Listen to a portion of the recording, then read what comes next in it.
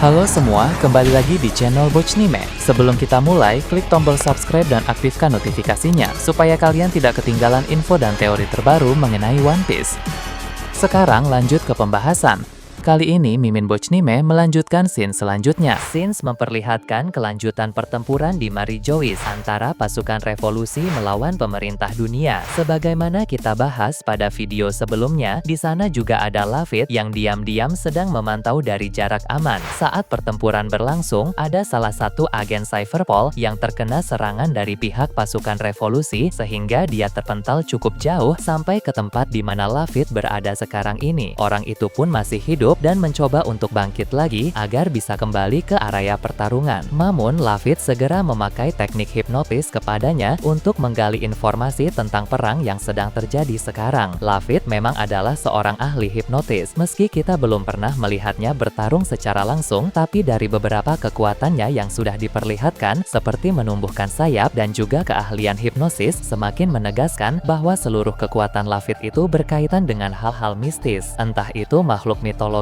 atau hal-hal yang serupa dengan itu. Lafitte yang sedang menghipnotis agen Cypherpol itu pun langsung bertanya, sudah seberapa jauh pertempuran berjalan? Agen itu pun menjawab, untuk sekarang kekacauan masih terjadi di bagian luar kastil Pangea, sedangkan bagian dalam kastil masih terbilang aman. Bahkan, di sana masih ada 4 Gorosei yang belum keluar untuk ikut bertempur, dan ada pula beberapa kesatria suci yang masih melindungi para Tenryubito di dalam sana. Kemudian, Lafitte juga bertanya lebih banyak tentang berbagai hal dan agen ini pun menjawab sesuai dengan apa yang dia ketahui. Sepertinya tidak banyak informasi berharga yang bisa Lafitte peroleh karena pengetahuan dari agen Cypherpol itu memang cukup terbatas. Tapi setidaknya dia bisa tahu secara garis besar tentang alur dan detail perang yang terjadi sekarang ini. Yang mana informasi itu berguna mengingat misi Lafitte di sana memang memantau dan mengamati konflik yang sedang terjadi antara pasukan revolusi melawan pemerintah dunia. Berpindah dalam kastil Pangea, di sana ada Vice Admiral Tsuru yang mendatangi ruangan Kong. Sejak lama Kong memang berhubungan baik dengan Tsuru, Sengoku, dan Garp, sehingga bebas saja bagi Tsuru jika mau bertemu dengan Kong. Di dalam ruangan itu mereka berbincang tentang banyak hal penting yang relevan dengan situasi saat ini. Pertama, keduanya membicarakan tentang Dragon, anak dari Garp, yang kini memimpin serangan besar ke Marijois. Tsuru berkata, saat dulu pertama kali dia tahu tentang Dragon yang menjadi pemimpin pasukan revolusioner, dia memang sudah menduga bahwa orang itu akan menjadi masalah besar di masa depan. Kong pun sepakat dengan Tsuru, dan menurut Kong, persoalan yang Dragon timbulkan ini memang terbilang sangat besar. Kong bilang dia sebenarnya ingin turun tangan juga karena merasa harus melindungi Marijois, namun sampai sekarang Gorosei belum memberikan perintah sehingga Kong pun tidak bisa berbuat apa-apa. Tsuru pun menanggapinya dengan berkata, Gorosei mungkin menilai belum saatnya bagi Kong untuk bergerak karena musuh masih bisa ditahan. Tapi jika keadaan berkembang ke arah yang tidak terduga, menurut Tsuru para Gorosei pun bisa saja melibatkan Kong. Kedua, mereka juga membicarakan tentang Pulau Hachinosu. Menurut laporan yang Tsuru terima, keadaan di sana juga masih sangat kacau. Tsuru juga dalam keadaan was-was karena cucunya yang bernama Kujaku ikut dalam pertempuran tersebut. Kong pun menenangkannya dengan bilang bahwa Kujaku sudah berusia dewasa sehingga Tsuru tak perlu terlalu khawatir. Dia juga menambahkan bahwa selain Kujaku, Sengoku dan Garp pun pasti akan kembali dengan selamat. Nah, Kong benar-benar tahu seberapa hebat dua orang itu walau usia mereka sekarang sudah tidak muda lagi. Ketiga, mereka juga membahas tentang pertempuran di Pulau Elbaf. Tsuru dan Kong tahu bahwa kesatria suci datang ke tempat itu dengan tujuan untuk membuat Elbaf menjadi sekutu pemerintah dunia. Kong pun bilang jika hal itu benar terjadi, maka kekuatan tempur pemerintah dunia akan meningkat sangat signifikan. Tsuru lalu menjawab, itu memang benar, tapi entah mengapa dia punya firasat bahwa hal tersebut tidak akan terjadi karena ada banyak Luffy di Pulau Elbaf saat ini. Kong mengerti maksud Tsuru karena dia tahu bahwa cucu Garp itu memang selalu membuat kejutan dimanapun dia berada. Sementara itu, bagian lain kastil Pangea juga akan diperlihatkan. Di ruangan tahta kosong ada Gorosei Warkeri yang sedang berjaga di sana karena para Gorosei Swine Garling sedang melindungi tempat-tempat tertentu di dalam kastil lapang ya untuk berjaga-jaga jika ada musuh yang mencoba masuk ke sana. Namun, tiba-tiba War Curie mulai berjalan walau belum diketahui dia hendak pergi kemana. Akhirnya, salah satu Gorosei yang sedang menjaga ruangan-ruangan penting di Mary Joyce pun mulai bergerak melakukan sesuatu. Beralih ke tempat lain yang jauh dari sana, Elbaf akan kembali mendapat sorotan. Sebagaimana kita bahas pada video sebelumnya, Zoro, Sanji, dan para kru Hajrudin sedang berada di suatu cabang pohon Adam. Cabang itu terletak di antara dunia bawah dan dunia matahari. Mereka datang ke sana karena ada beberapa prajurit raksasa yang butuh pertolongan. Sebab prajurit tersebut diserang oleh 3 raksasa iblis dan banyak monster mimpi buruk. Untuk 3 raksasa iblis sudah berhasil diatasi oleh Zoro dan Sanji. Nah, sekarang mereka sedang melawan para monster mimpi buruk yang jumlahnya cukup banyak. Nah, kru Hajrudin bernama Goldberg pun akan mengkhawatirkan banyak desa di dunia matahari. Sebab jika jumlah para monster mimpi buruk itu sangat banyak, dia yakin sebagian dari monster itu sedang mengacau di desa-desa dan membuat banyak raksasa biasa menjadi kerepotan. Kekhawatiran Goldberg ini memang benar karena di atas sana masih banyak desa yang sedang kacau akibat serangan para monster mimpi buruk. Orang-orang di desa itu, baik yang merupakan seorang prajurit maupun yang warga biasa, semuanya sedang saling bantu dan saling melindungi. Sementara itu, ketika Zoro bertarung melawan para monster di cabang unik tersebut, dia hanya akan bertarung dengan santai sambil sibuk memikirkan hal lain. Hal yang Zoro pikirkan ini adalah bagaimana menciptakan jurus baru yang sangat kuat dengan kesadaran penuh akan penggunaan Haoshoku Haki. Jika hanya sekedar menciptakan jurus baru yang biasa-biasa saja dengan Haoshoku Haki, Zoro bisa melakukan itu dengan mudah. Bahkan, beberapa waktu yang lalu, dia juga mengalahkan salah satu raksasa iblis dengan jurus tebasan baru yang memakai Haoshoku Haki. Namun, bukan jurus seperti itu yang Zoro inginkan karena dia tahu para musuh di atas sana jauh lebih kuat dari para raksasa iblis. Jadi, Zoro berniat untuk menciptakan jurus baru dengan skala kekuatan yang mungkin bisa melampaui mode Asura dan King of Hell. Sanji yang melihat Zoro pun sadar bahwa dia sedang fokus memikirkan sesuatu, sehingga Sanji pun bertanya apa yang Zoro pikirkan. Zoro tentu tidak menjawab secara detail. Dia hanya bilang bahwa dia sudah memikirkan sesuatu untuk pertarungan di atas nanti. Berhubung Zoro sudah memikirkan tentang ini, maka tentu dia akan sukses menciptakan jurus barunya sangat kuat sesuai dengan keinginannya. Itu pasti menarik untuk melihat jurus semacam apa dari Zoro yang bisa melampaui mode Asura dan King of Hell. Beralih ke dunia bawah Elbaf, Luffy sudah menguasai dengan semakin baik kemampuan haki yang sedang Gaban ajarkan. Kini, Haoshoku Haki Luffy bahkan sudah semakin optimal dan bisa memenuhi seluruh wilayah dunia bawah Elbaf. Gaban berkata, perkembangan penguasaan haki Luffy sudah jauh lebih baik dari sebelumnya. Sehingga, ini waktunya Luffy istirahat sejenak untuk memulihkan tenaga. Hal ini karena dia terus-menerus menggunakan Haoshoku Haki juga tidak baik untuk kondisi tubuh. Ketika mereka beristirahat sejenak, Gaban bilang bahwa di kelompok bajak laut Straw Hat saat ini yang sudah jelas memiliki Haoshoku Haki ada 2 orang, yaitu Luffy dan Zoro. Sanji juga kalau dari segi kekuatan memang sangat mumpuni, tapi Gaban belum bisa merasakan tanda-tanda kebangkitan Haoshoku Haki pada diri Sanji. Jadi untuk saat ini, Gaban akan fokus membahas soal Luffy dan Zoro saja. Gaban bilang meski Luffy dan Zoro sama-sama memiliki Haoshoku Haki, tapi jenis Haoshoku Haki mereka terbilang sangat berbeda. Memang belum jelas apa maksud dari Haoshoku Haki yang berbeda itu, tapi menurut Gaban, Haoshoku Haki Luffy fokus pada sedikit banyaknya serangan dan jangkauan serangan, sedangkan Zoro fokus pada ketajaman dan juga akurasi serangan. Dari perkataan Gaban ini memang ada benarnya, karena serangan Luffy selalu berfokus pada ukuran serangan yang besar dan juga jangkauan serangan yang luas, sedangkan Zoro fokus pada ketajaman pedang dan juga akurasi dari tebasan Zoro. Kombinasi Haoshoku dari Luffy dan Zoro ini ini dinilai Gaban kurang efektif. Maka dari itu, diharapkan ke depannya dari setiap serangan dan pertahanan diri Luffy dan Zoro mampu mengkondisikan dirinya dalam menghadapi musuh. Maksudnya, yaitu Haushoukou Luffy yang berfokus pada banyak serangan dan jarak yang luas dapat disempurnakan dengan memperkecil jumlah serangan dan peningkatan kecepatan dan perpendek jarak. Sedangkan, bagi Zoro ke depannya mampu menyempurnakan Haushoukou jarak jauh dan pendek secara cepat dan efektif. Berpindah ke tempat lain, cerita memperlihatkan pertempuran di Pulau Hachinosu. Bogart saat ini sudah berada di dekat Guard setelah dia menghempaskan Vasco Shot beberapa waktu yang lalu. Guard saat ini masih beristirahat untuk memulihkan tenaga, sehingga dia dan Bogart pun berbincang sambil menonton pertarungan antara Sengoku melawan Shiki dari kejauhan. Guard bilang, padahal dia yakin serangannya kepada Shiki tadi sudah berhasil membuat orang itu tumbang. Dia heran mengapa Shiki masih bisa bangkit lagi, bahkan terlihat lebih prima dari dirinya yang sebelumnya. Bogart pun bilang dia menduga Shiki mengonsumsi obat atau ramuan tertentu untuk meningkatkan tenaga secara instan. Bogart ingat dari informasi yang dia miliki tentang bajak laut Kurohige, ada Dokyu yang merupakan dokter hebat tapi punya metode-metode aneh sebagai seorang dokter. Berhubung Shiki bekerja sama dengan bajak laut Kurohige, maka Bogart yakin Dokyu telah memberinya sesuatu sehingga dia bisa bangkit kembali dan bertarung dengan lebih prima. Kemudian, mereka juga melihat ke arah lain di area tempat Koby dan kawan-kawan sedang bertarung melawan Seraphim Mihawk. Banyak bangunan di Pulau Hachinosu sudah hancur, sehingga jarak pandang mereka di sana menjadi sangat luas. Maka, tak heran Guard dan Bogart bisa melihat itu semua. Guard bilang, daripada Bogart tetap bersamanya, lebih baik pergi membantu Koby dan yang lain. Sementara itu, di tengah pulau pertarungan antara Sengoku melawan Kuzan dan Kurohige masih terus berlanjut. Kuzan dan Kurohige melancarkan serangan kuat secara bersama-sama. Kuzan memakai teknik es besar dan Kurohige memakai teknik kegelapan dari Yami Yami Nomi. Namun, Sengoku menggunakan pertahanan Busoshoku Haki tingkat tinggi sehingga serangan mereka tidak mengenai tubuh Sengoku secara langsung, hanya menabrak pelindung dari Busoshoku Haki tersebut. Kuzan pun terkejut karena baru kali ini dia melihat dan merasakan pertahanan Busoshoku Haki sekuat itu sampai bisa menahan serangan besar dari dua kekuatan buah iblis sekaligus. Busoshoku Haki tingkat tinggi memang bisa dibuat seperti semacam zirah pelindung yang mampu melindungi penggunanya dari berbagai macam serangan. Meski Sengoku sudah menggunakan Busoshoku Haki yang menyerupai zirah itu, Kuzan masih belum kehabisan cara. Dia langsung bersiap untuk melancarkan serangan lain yang mungkin akan lebih kuat dari sebelumnya. Kemudian cerita akan beralih ke Pulau Karibari yang juga masih kacau. Di sana ada Fujitora yang bertarung melawan para kru terkuat dari dua kaisar dunia bawah yang bernama Giberson dan juga Drake Paklo. Saat ini dia telah mengalahkan dua kru terkuat dari Giberson, sehingga kru terkuat Drake Paklo pun memutuskan untuk mundur terlebih dahulu sebab dia tahu tidak mungkin baginya untuk bisa menang bila berduel melawan sang admiral itu satu lawan satu. Dia pun akan pergi ke tempat di mana Drake Paklo berada untuk membantu bosnya tersebut melawan Seraphim Moria. Sedangkan untuk Fujitora, dia mulai bergerak ke arah Mihawk dan Ryogugyu karena dia akan membantu rekannya itu menghadapi Mihawk di sana. Namun tiba-tiba terjadi suatu kehebohan di area pelabuhan yang mencuri perhatian banyak orang. Sepertinya ada suatu kejutan lain yang sedang terjadi di wilayah pelabuhan pulau milik Bagi ini. Nah, bagaimana menurut kalian terkait ini? Nah, itu tadi berbagai hal menarik pada pembahasan channel Bochnime kali ini.